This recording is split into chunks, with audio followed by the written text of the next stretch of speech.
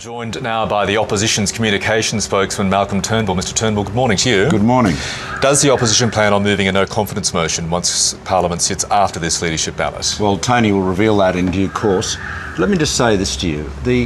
I've just been watching on your program, well done by the way, Labor politician after Labor politician just talking about themselves, often with bitterness and condemnation, none of them talking about the national interest. While this government is falling to bits, while it's tearing itself apart, business confidence in Australia is plummeting. The damage this has done, this dysfunctional government has done to the economy of Australia, the jobs it has destroyed by the lack of leadership, are running into tens, if not hundreds of thousands. This is a gigantic wasted opportunity. Here we are, in an extraordinarily privileged position. We've got China growing rapidly, India growing. There is great strength in our region. We are in a position to exploit it, but we have a government that is focused on itself and with a family feud. Look, they make the Adams family look functional. This is the most dysfunctional, chaotic government we've ever seen, and you don't need me to tell you that because they've said it about themselves. Sounds to me like a speech supporting a no-confidence motion. Well, I would would that be a good political tactic today? Well, I think the Parliament should pass a no-confidence motion in the government. The Australian people have no confidence in this government. Kevin Rudd has no confidence in this government. Chris Bowen has no confidence in this government. Wayne Swan talks about the dysfunctional and chaotic government that Kevin Rudd led. And remember, back at the time of the global financial crisis, we said that the reason Australia came through that crisis relatively well compared to other countries was because of the great foundations left by John Howard and Peter Costello, and we said we had done well despite the government.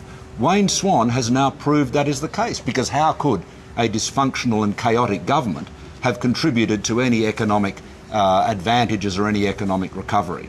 So you see, they've trashed their record, they've trashed their equilibrium, they've trashed any sense of security or leadership they've got.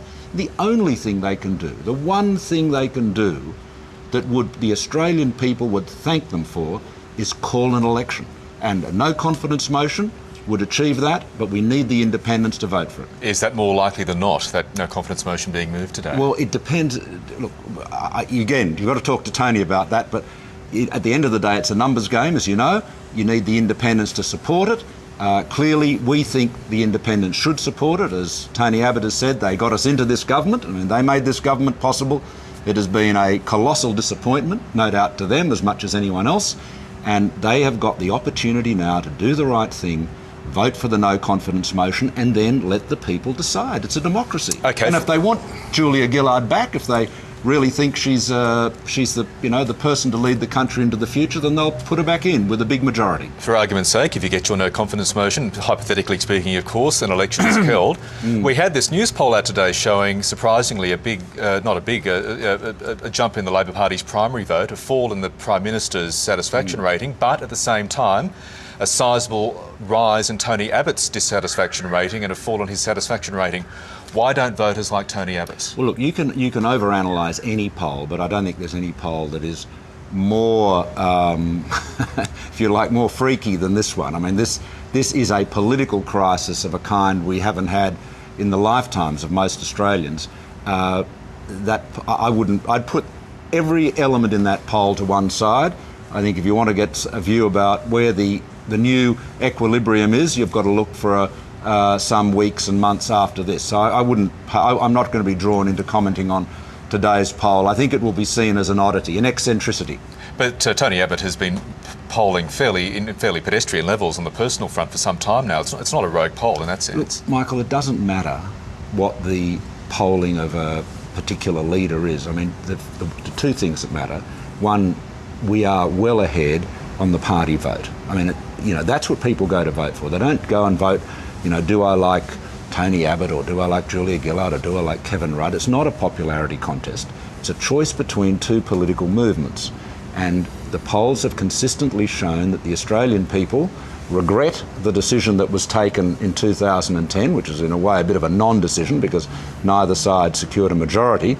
And what they want to do is go back to the polls and put the coalition back into government to restore faith in government, hope for the future, and opportunity. Now, that opportunity can only come with confidence. And see, this is the thing that you can't run away from. You just ask yourself this question: why do you invest? Why do you buy a new house? Why do you borrow some more money to expand your business? You do so because of confidence, of optimism, a sense of security about the future. How can anyone feel secure about the future when you've got a government falling in on itself? Finally, and very quickly, Rob Oakeshott told us this morning that if it came to potential no confidence motions, he'd think about supporting a coalition government if you were its leader. The way is clear, Malcolm Turnbull. Well, we're both laughing, aren't we?